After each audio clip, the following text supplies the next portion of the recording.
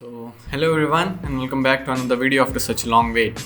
The events that took place after I uploaded my last video was so packed and chaotic that I barely got any time to make any video. But however, we are back and it feels quite good to inform that I'm back on a regular basis, and it feels quite good to tell that we have so many things lined up for you in the near future.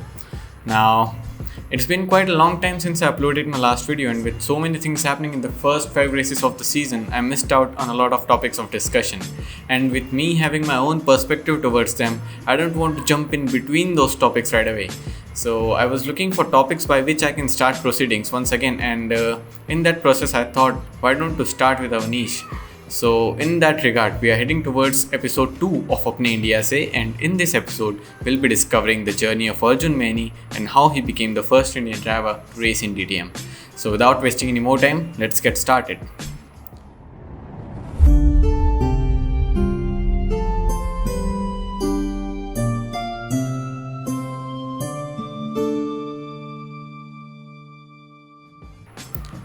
So let's start from the very beginning. Arjun Maini was born on 10th of December 1997 in Bangalore, India. He comes from a family of racers with his father Gautam Maini, who raced in the National Racing Championship in the late 1990s, and his brother Khush, who is also a racer, and he competed in the Formula Renault Euro Cup along with British and Asian Formula 3. Despite being just 23 years old, Maini has had quite a diverse racing career. He stepped up into cars in 2013 and he competed in various racing series including JK Tyre Racing Series Championship, the BRDC Formula 4 Championship and the Toyota Racing Series in New Zealand.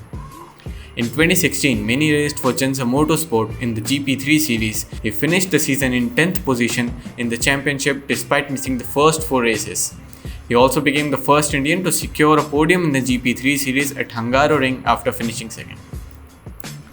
He signed for Genzer again in 2017 for his second stint in the GP3 series. He scored 2 podiums including a victory in the sprint race at Circuit de Barcelona and ended up 9th in the championship. In May 2017, Haas Formula 1 team signed Maini as a development driver, and he signed for Trident Racing in 2018 Formula 2 Championship, partnering fellow Haas F1 team development driver Santino Ferrucci. He made the switch to Sportscar racing, competing in the full season of the 2019 European Le Mans Series, in which at one point he was running in the LMP2 top 15 at the 24 Hours of Le Mans, the very same year when a mechanical issue forced his squad to retire just 4 hours from the finish. He was supposed to compete in a full season of the 2020 European Le Mans Series with Algarve Pro Racing, but due to the pandemic, he had to settle for just 2 outings in Monza and Portimao. He used his extensive LMP2 experience nicely, competing in the Asian Le Mans series for Racing Team India, which we covered in our previous episode of this series. Do check it out if you haven't already.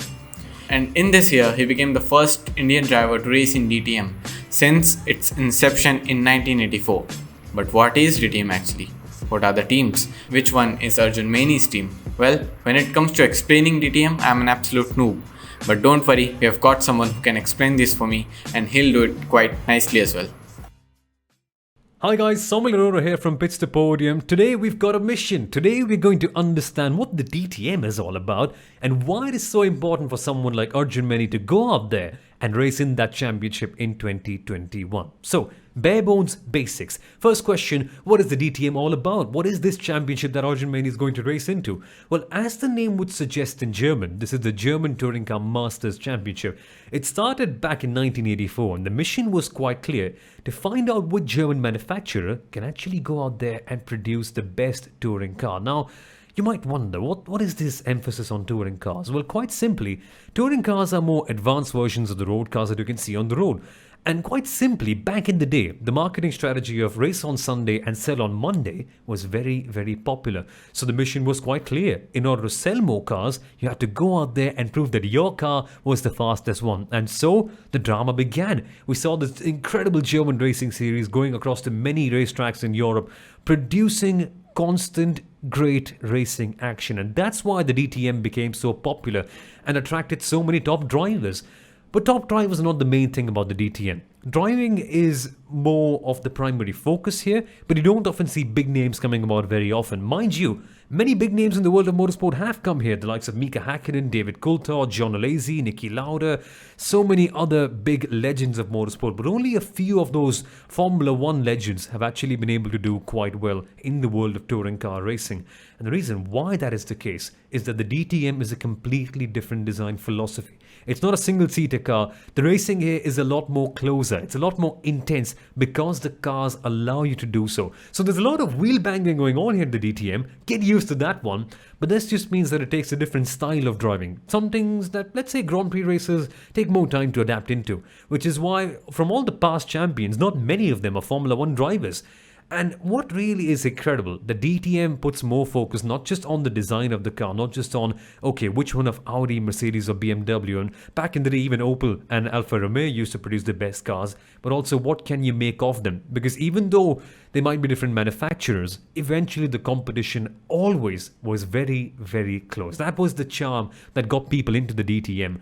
And these days, well, let's just say it's in a bit of a transitional phase of sorts, because the old approach of DTM was starting not to be so much relevant in terms of the current atmosphere and the current scene. And touring cars, well, people, let's just say, didn't need to watch a racing series to buy their touring cars. So the DTM has gone into a bit of a transition starting from 2020. And we no longer have a Class A super touring car like we used to have back in the day.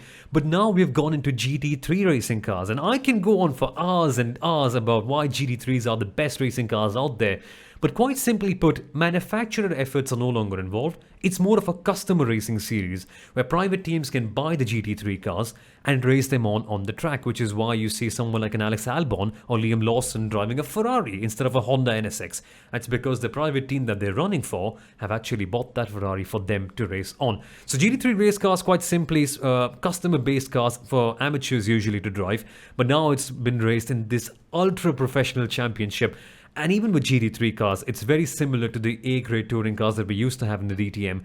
The racing is super, super close. They're not as wide as a Grand Prix car, so you can wheel bang a little bit. You can go out there and race each other. And just look at the top names competing this year. I mean, apart from the Formula 1 and the single-seater guys, just take a look at the entry list, and it is absolutely incredible, right? You've got Kelvin van der Linde, Mike Rockenfeller, Nico Muller, all proper sports cars and touring car legends. And then you mix the likes of Sheldon van der Linde, Nick Cassidy, Liam Lawson, Alexander Albon, and our very own Arjun Maini into the mix. This right here is one of the top touring car championships in the world, but for this year, it's going to be one of the top sports car racing championships of the year. But the essence is the same with the DTM. Multiple different manufacturers, some of Europe's best circuits, some of the top racing talent out there, which may not have the biggest brands, by the way, but when they get on track, they can properly produce a show. All of that again in 2021. And for this year's calendar, you only have to look at all the legendary circuits to understand how much of a valuable championship this is and what sort of reputation it has. This year, the DTM goes to Monza, Lausitzring, Zolder, Nürburgring, Red Bull Ring, Assen, Hockenheim and Norrisring, all top European circuits. And to see someone like Arjun Maini going out there racing a Mercedes in this championship, it would mean a lot. So, quite simply, it's not Formula 1. It's not a single-seater racing championship. Far from it. The emphasis here is on quality wheel-to-wheel racing and to find which brand can come up with the fastest touring car, or for this year at least, the fastest GT3 sports car. That is all of DTM that you need to know. And quite frankly, folks, watch on DTM this year. Cheer on for Arjun Maini. He's going to be quite an ace, I'm sure, because the Mercedes looks strong and Arjun in his first year, wherever he goes, seems to have a good impact. Well, if you don't know who that was and you've been living under a rock, that was Soumil Arora, co-founder of To Podium, and he was the host for the Driving Force, which covered the Volkswagen MEO Cup National Championship 2019 on Hotstar. You guys can check their channel with the first link in our description. Follow them on Instagram, and they are running a very interesting fantasy league. You can participate in that as well. On a closing note, it's really great to see guys and girls from India reaching new places in motorsport, and it's been really great to see Arjun Maini become the first driver to race in DTM. We wish him all the best for his journey in DTM and also for his outing with Racing Team India at Le Mans. Thank you. I'll see you in the next one. Bye.